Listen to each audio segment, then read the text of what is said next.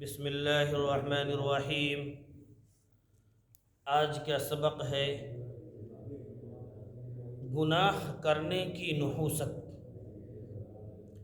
میں اپنے بھائیوں سے اپنے بہنوں سے گزارش کروں گا جہاں تک ممکن ہو گناہ سے بچے، اور خصوصاً جب آپ کو معلوم ہو جائے کہ یہ کام کرنا گناہ ہے پھر آپ کر رہے ہیں، بڑا سخت جرم ہے، اسی کے تعلق سے بتانا چاہ رہے ہیں۔ گناہ انسانی فطرت ہے، لیکن گناہ ہونے کے بعد توبہ کر لیں، نمبر ایک۔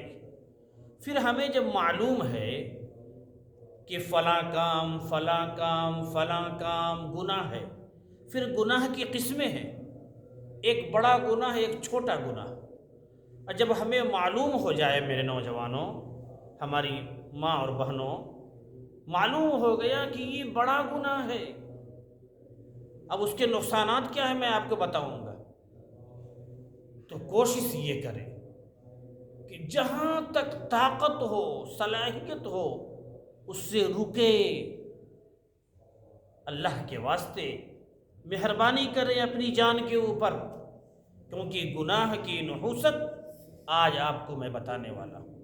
ہم اور آپ شکایت کرتے ہیں نا، ہمارے نوجوان بھی شکایت کرتے ہیں، ہماری ماں اور بہنیں بھی شکایت کرتی ہیں، کیا آپس میں محبت نہیں، کوئی دوست نہیں، بہت ٹینشن رہتا ہے۔ سنیے دیکھیے کیا فرما رہے ہیں، حدیث ہے، حضرت عائشہ صدیقہ رضی اللہ تعالی عنہ نے حضرت معاویہ رضی اللہ تعالی عنہ کو ایک خط میں لکھا، جب بندہ خدا تعالیٰ کی نافرمانی کرتا ہے، جب بندہ کوئی انسان اللہ تعالیٰ کی نافرمانی کرتا ہے تو اس کے دوست بھی اس کی مذمت کرتے ہیں، اس کی برائی کرتے ہیں، دوست بھی، دشمن تو دشمن، جو آپ کے دوست ہیں وہ بھی دشمن ہو جاتے ہیں۔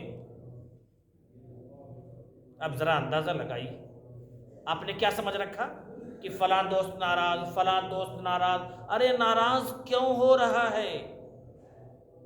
آپ اس پر غور کیجئے، کیا فرما رہے ہیں کہ نبی نے کیا فرمایا، دوست بھی دشمن ہو جاتا ہے، کب؟ جب بندہ اللہ تعالیٰ کی نافرمانی کرتا ہے۔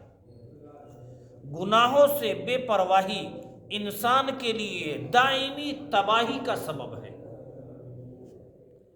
گناہوں سے بے پرواہی یعنی بے دریغ ہو کر گناہ کرنا۔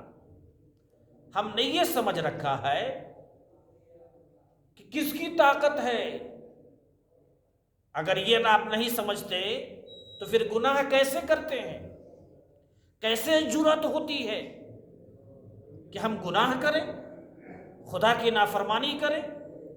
اس لیے میرے بھائیوں، گناہ سے بچیے۔